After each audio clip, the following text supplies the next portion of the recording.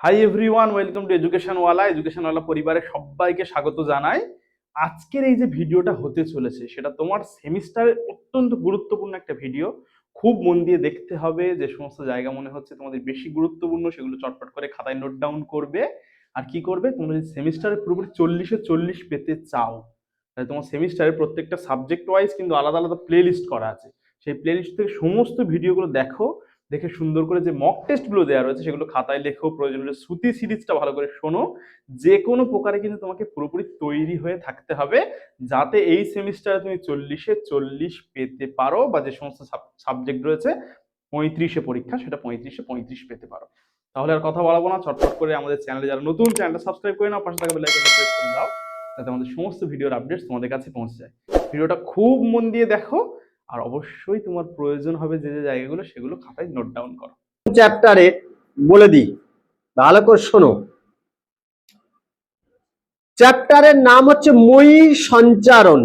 ঠিক আছে, মই মানে হচ্ছে মহাদেশ, সঞ্চারণ মানে হচ্ছে চলনশীল, মানে মহাদেশগুলো চলছে। আজকের দিনে যে 7টা মহাদেশ, ভালো করে মন দিয়ে শোনো, তোমাদের সব প্রশ্নের উত্তর পেতে হয়তো অনেক জিনিস লেখানো এখানে নাও থাকতে পারে। বারবার বলছি, যেহেতু এমসিকিউ ক্লাসগুলো ভালো করে করবে, যেহেতু এমসিকিউ, হ্যাঁ, তা মোটামুটি কোথা থেকে ঘুরিয়ে প্রশ্ন দেবে সেটা বোঝার উপায় নেই। তাহলে আজকের দিনে যে আমরা 7টা মহাদেশ দেখছি, অতীতকালে এরা একত্রে মাত্র একটি ভূখণ্ডে অবস্থান করত, একটি মাত্র ভূখণ্ডে অবস্থান করত। সেই ভূখণ্ডকে বলা হয়েছে প্যানজিয়া। তাহলে এই প্যানজিয়ার অনেক রকম ভাবে প্রশ্ন ঘুরিয়ে পড়তে পারে, যে অখণ্ড বিশাল মহাদেশগুলিকে কি বলে। ওই জন্য ক্লাসগুলো ভালো করে শোনো, এখন কেউ কথা বলো না। প্যানজিয়া, তাহলে এই প্যানজিয়ার অবস্থান ছিল কোন যুগে? কার্বনিফেরাস যুগের আগে বা কার্বনিফেরাস উপযুগে। তাহলে কি বললাম?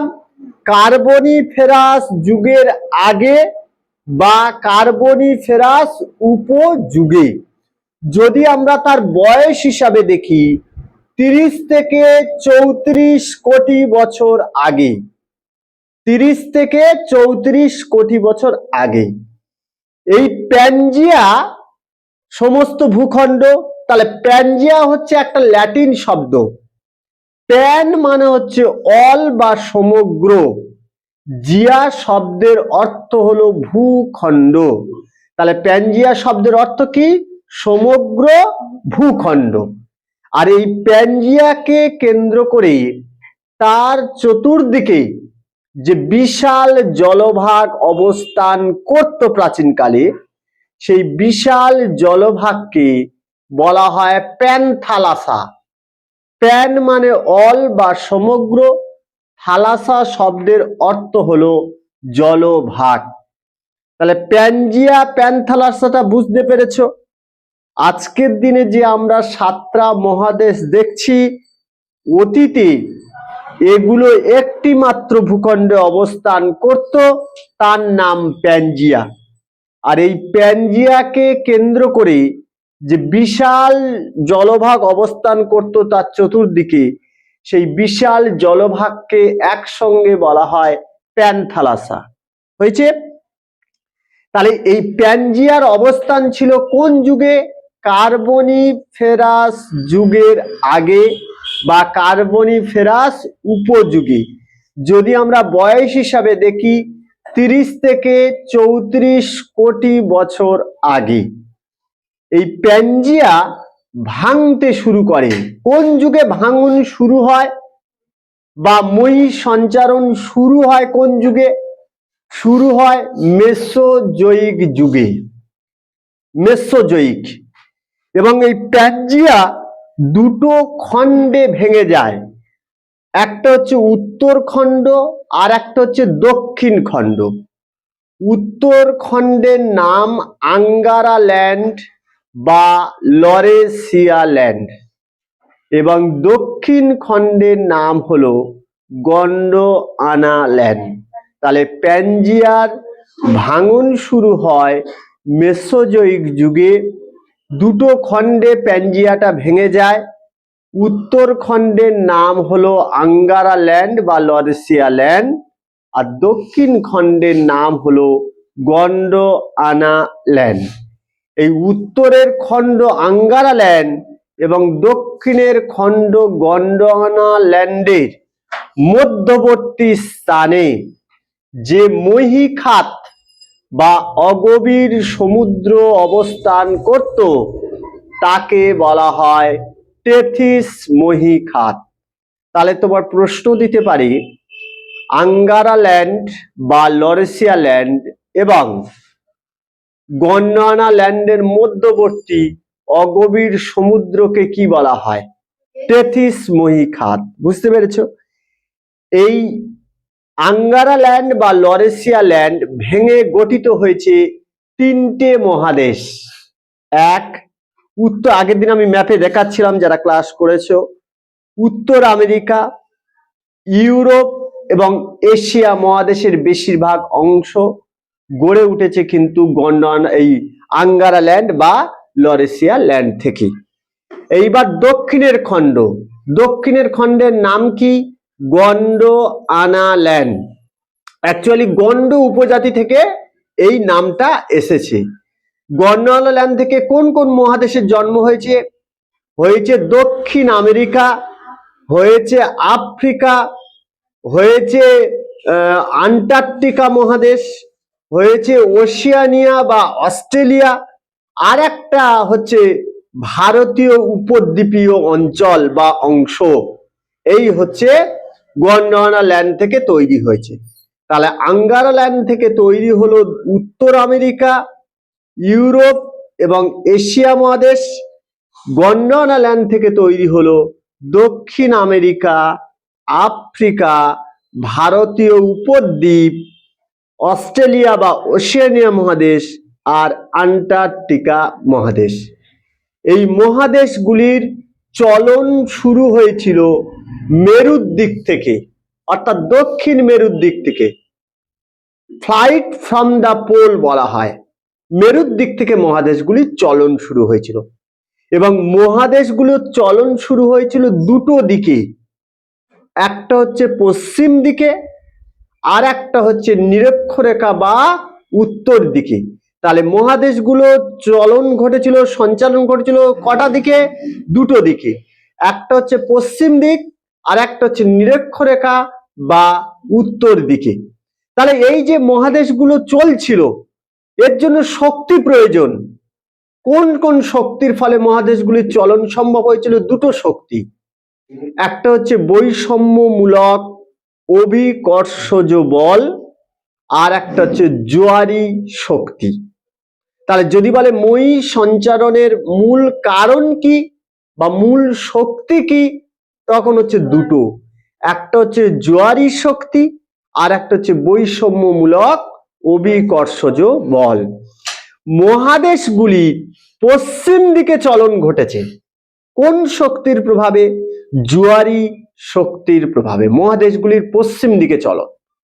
আর মহাদেশগুলির নিরক্ষরেখার দিকে বা উত্তর দিকে চলন ঘটেছে বৈষম্যমূলক অভিকর্ষজ বলের দ্বারা। ভীষণ ইম্পর্টেন্ট এই কটা এখান থেকে। তাহলে মহাদেশগুলির পশ্চিম দিকে চলন ঘটেছে জোয়ারি শক্তির প্রভাবে, মহাদেশগুলির উত্তর দিক বা নিরক্ষরেখার দিকে চলন ঘটেছে বৈষম্যমূলক অভিকর্ষজ বলের দ্বারা।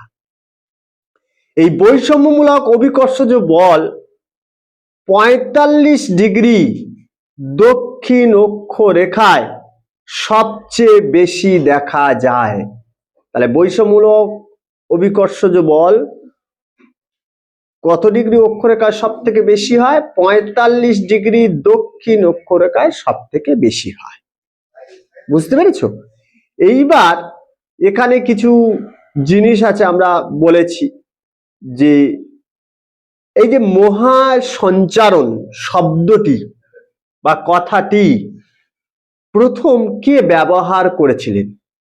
প্রথম ব্যবহার করেছেন, বা এই তত্ত্বটি একদম সর্বপ্রথম ব্যবহার করেছিলেন স্নাইডার ও পেলিগ্রিন, একজনই বিজ্ঞানী, স্নাইডার পেলিগ্রিন। এবং মই সঞ্চারণ শব্দটি প্রথম কোন বইয়ে ব্যবহৃত হয়েছিল? আমি লিখে দিয়েছিলাম মনে হয় নোভাম অর্গানাম বইতে। এবং এই নোভাম অর্গানাম বইটির লেখক হলেন ফ্রান্সিস বেকন। তাহলে মই সঞ্চারণ তত্ত্বটি সর্বপ্রথম তুলে ধরেছেন কিন্তু স্নাইডার পেলিগ্রিন। মই সঞ্চারণ শব্দটি প্রথম ব্যবহৃত হয়েছে নোভাম অর্গানাম বইতে, যে বইটির লেখক ফ্রান্সিস বেকন। মহাদেশগুলির অনুভূমিক চলনের কথা প্রথম বলেছেন F B Taylor. F B Taylor মহাদেশগুলির অনুভূমিক চলনের কথা। আর একটা বই আছে বিখ্যাত, the face of the earth. এই বইটির লেখক হচ্ছেন এডওয়ার্ড সুয়েস, যিনি শিয়াল সীমা নামকরণ করেছেন। এডওয়ার্ড সুয়েস হচ্ছে the face of the earth. আর এখানে কিছু জিনিস আছে, যে জিনিসগুলো হচ্ছে বিভিন্ন ধরনের জীবাশ্মের নাম, যে যে কারণ বা প্রমাণগুলোর জন্য আলফ্রেড ওয়েগনার, তাও আরেকবার বলে দিচ্ছি, এই মই সঞ্চারণ তত্ত্বের প্রধান প্রবক্তাকে আলফ্রেড ওয়েগনার, 1912 সাল। এবং এই 1912 সালে উনি একটা বিজ্ঞানী মহলে এই তত্ত্বটা তুলে ধরেছেন, কিন্তু বই আকারে প্রকাশিত হয়েছে ছোট ছোট দুটো খণ্ডে 1915 সালে, সেটা জার্মান ভাষায়। তাহলে যদি বলে জার্মান ভাষায় মই সঞ্চারণ তত্ত্বটি কত সালে প্রকাশিত হয়? 1915 সালেই। এবং এই তত্ত্বটি 2-3 বার সংশোধন করা হয়। কথিত আছে কোনো কোনো বইতে 1918, 1922, এবং লাস্টে এই বইটির ইংরাজি অনুবাদ প্রকাশিত হয় 1924, অথবা কোনো কোনো বইতে 1925 সালে। এবং এর ইংরাজি অনুবাদের নাম হলো the origin of continent and ocean. এই বইটার লেখক হচ্ছে আলফ্রেড ওয়েগনার। তাহলে মই সঞ্চারণ তত্ত্বের প্রধান প্রবক্তা, বৈজ্ঞানিক ভিত্তিতে মই সঞ্চারণ তত্ত্ব প্রথম তুলে ধরেন, মই সঞ্চারণ তত্ত্বের জনক, সবই উত্তর হবে একজন ব্যক্তি, তার নাম হচ্ছে আলফ্রেড ওয়েগনার, 1912 সাল। এবং কম্পিউটার মডেলের মাধ্যমে এই মই সঞ্চারণ তত্ত্বটি প্রথম তুলে ধরেছেন ইসি বুলার্ড। আমি লিখে দিয়েছিলাম বুলার্ড, কম্পিউটার মডেলের মাধ্যমে তুলে ধরেছেন ইসি বুলার্ড। এইবার আমরা এখানে যেগুলো খুব পরীক্ষায় আসে, জীবাশ্মগুলোর নাম, আমরা 5টা থেকে 6টা জীবাশ্মের নাম বলেছিলাম। প্রথম বলেছিলাম মেসোসরাস, এটা কুমির জাতীয় প্রাণীর জীবাশ্ম, কুমির।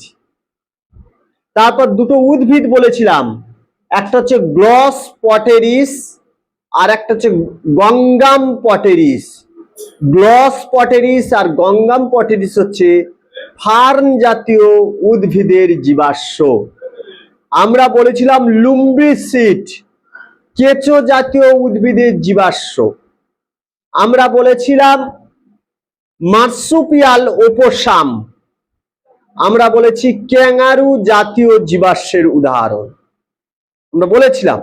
আমরা বলেছিলাম সাইনোগোনাথাস, এটা হচ্ছে বৃহৎ চোয়াল বিশিষ্ট কুকুরের জীবাশ্ম। আমরা বলেছিলাম এই জীবাশ্ম থেকে, এই 4-5টা থেকে প্রশ্ন আসে প্রতি বছর। বিজ্ঞানীরা কি বলছেন, যে আধুনিক যুগের পর ফের পরবর্তী সময় অতীত ভবিষ্যতে এই মহাদেশগুলো কিন্তু একত্রে একটি মাত্র ভূখণ্ডে অবস্থান করবে। তার নাম দিয়ে দিয়েছেন প্যানজিয়া অল্টিমা। এতক্ষণ তোমরা দেখলে, ভিডিও যদি ভালো লেগে থাকে অবশ্যই লাইক করবে, তোমাদের যে যে জায়গাগুলো প্রয়োজন রয়েছে আর যা যা বিষয়ে তোমরা আমাদের সঙ্গে কথোপকথন করতে চাও কমেন্ট করবে।